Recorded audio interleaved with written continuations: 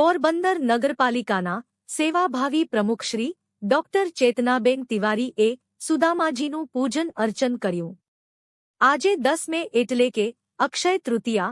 આ દિવસને અખાત્રીજ તરીકે ઉજવવામાં પણ આવે છે.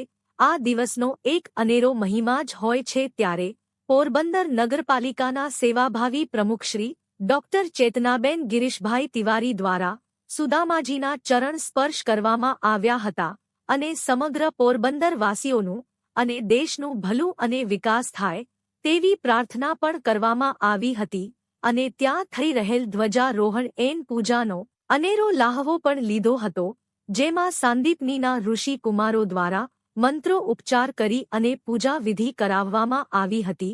ત્યારે ડોક્ટર ચેતનાબેન તિવારી દ્વારા આયોજકોનો આટલો સરસ લાભ દેવા બદલ આભાર વ્યક્ત કરવામાં આવ્યો હતો.